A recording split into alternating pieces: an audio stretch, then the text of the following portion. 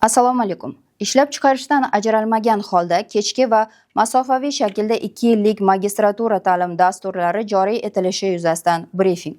Bugun davlat boshqaruv tizimida faoliyat yuritayotgan mutaxassislar uchun ishdan ajralmagan holda ta'lim olish imkoniyatlari yangi bosqichga chiqmoqda. Jumladan, O'zbekiston Respublikasi Prezidenti huzuridagi Davlat siyosati va boshqaruv akademiyasida davlat buyurtmasi bo'yicha ishlab chiqarishdan ajralmagan holda kechki va masofaviy shaklda 2 yillik magistratura ta'lim dasturlari joriy etildi. Ushbu dasturlar davlat boshqaruv tizimida faoliyat yuritayotgan mutaxassislarga o'z xizmat faoliyatini davom ettirgan holda zamonaviy bilim va ko'nikmalarni egallash imkonini beradi. O'zbekiston Respublikasi Prezidentining 2025-yil 5-maydagi 78-sonli farmoni hamda Vazirlar Mahkamasining 2025-yil 27-avgustdagi 541-sonli qaroriga muvofiq davlat buyurtmasi bo'yicha nomzodlar kontingenti boshqaruv samaradorligi agentligi tomonidan shakllantiriladi. 2025-2026 o'quv yili hisobidan agentlik tomonidan taqdim etilgan mazkur nomzodlar quyidagi mutaxassisliklar bo'yicha hujjat taqdim etishlari va onlayn ro'yxatdan o'tishlari mumkin bo'ladi. Davlat boshqaruvi, hududlarni kompleks rivojlantirish, inson resurslarini rivojlantirish kabi yo'nalishlar shular jumlasidan.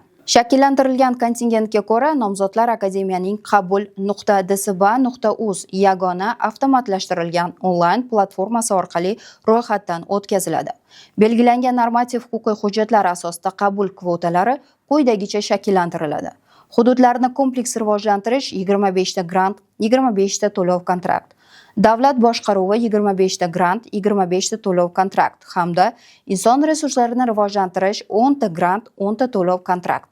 Umumiy hisobda 60 ta grant va 60 ta to'lov kontrakt asosida jami 120 nafar tinglovchi kechki va masofaviy shaklda 2 yillik magistratura ta'lim dasturida qabul qilinadi.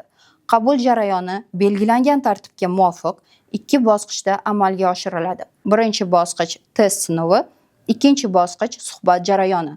Test sinovlari bilim va malakalarni baholash agentligi tomonidan ishlab chiqiladi va baholanadi. Suhbat bosqichi esa akademiya hamda sohaviy ekspertlar ishtirokida o'tkaziladi. Bu yondashuv qabul jarayonlarining xolisligi va shaffofligini ta'minlashga xizmat qiladi. Test imtihonlari joriy yilning 9-aprel kuni soat 14:30 da Ijtimoiy va siyosiy fanlar institutida o'tkaziladi.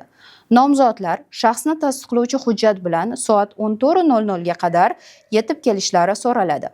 Imtihon sinovining ikkinchi bosqichi o'tish, ya'ni suhbat bosqichi vaqti va o'tkazilish joyi haqidagi ma'lumotlar akademiyaning qabul.dsba.uz platformasida shaxsiy akkauntlar orqali nomzodlarga yetkaziladi. Nomzodlarning o'z akkauntlarini muntazam ravishda kuzatib borishlari, barcha yangiliklar va xabarlarni o'z vaqtida tanishib, o'qib borishlari so'raladi. E'tiboringiz uchun rahmat.